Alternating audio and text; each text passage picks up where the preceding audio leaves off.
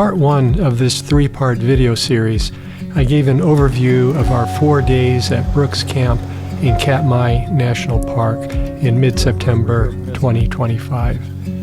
In this second part, I focus on a mother bear known as Bear 26 and her 2 cubs. At the split in the trail leading to the falls and riffles viewing platforms, an educational poster described the challenges cubs face. It noted that young bears are sometimes killed and eaten by older, dominant males. For this reason, mothers often keep their cubs away from the best fishing spots at Brooks Falls. True to form, we observed this family both days, well downstream, near the bridge by the lodge, and again on a small island close to the lake. The pale white collars on these cubs identify them as cubs of the year, born the previous spring. These markings usually fade within the first year. Cubs at this stage are especially vulnerable. Only about half survive their first year, facing threats from predators, other bears, and the challenge of gaining enough weight before winter. Cubs of the year must nearly triple their body weight before hibernation, and rangers believe Bear 26 had done a commendable job preparing hers. Often the cubs waited on shore while Bear 26 ate alone in deeper water. Time and again she would consume one fish and then carry another to her waiting cubs. On shore, Bear 26 sometimes seemed to try to split a fish between her cubs, though one usually fared better than the other.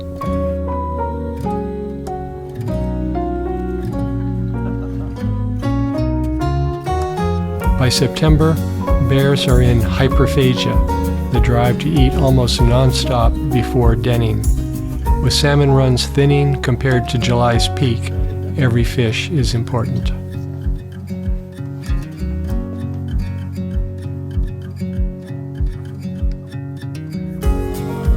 Sharing of fish between cubs was limited. In this instance, one cub fed while the other followed behind in its mother's urine trail. Not a fair trade. Though my audio recording was poor, I was struck by how noisy the cubs were at mealtime, a mix of growls and what sounded like yum yum yum.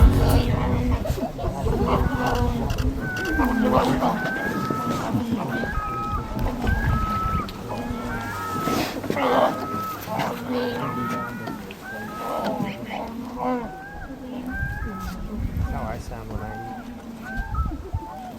Are you trying to face up your belly?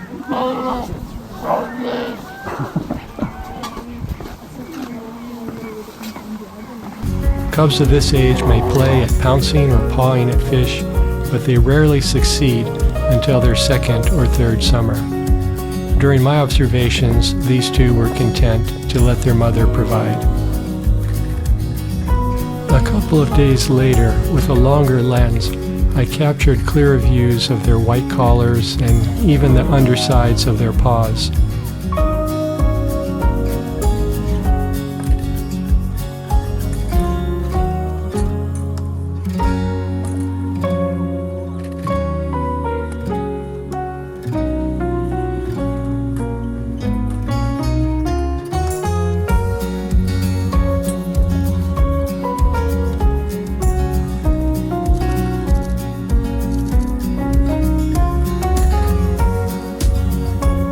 Once again, the mother ate in deeper water while the cubs lingered on a sandbar at the mouth of Brooks River, waiting for their turn.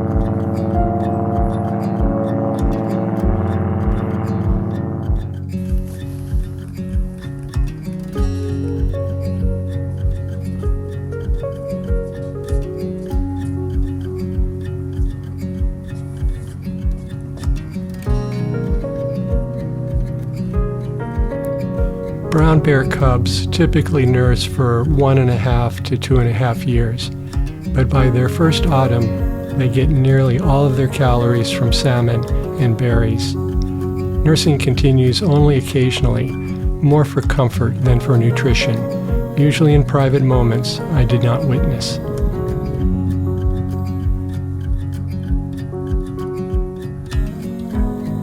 In early spring, bears rely heavily on grasses and sedges, not for major calories, but to fill the gap until fish and berries arrive. Even in September, they still graze, likely for balance. After weeks of salmon, vegetation aids digestion and provides trace nutrients.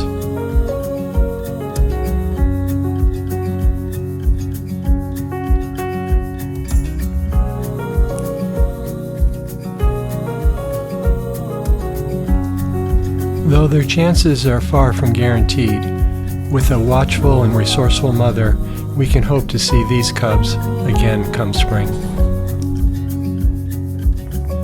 In the final part of this series, I'll shift from this family to the broader strategies brown bears use to catch salmon as each bear finds its own way to survive the season and the coming winter.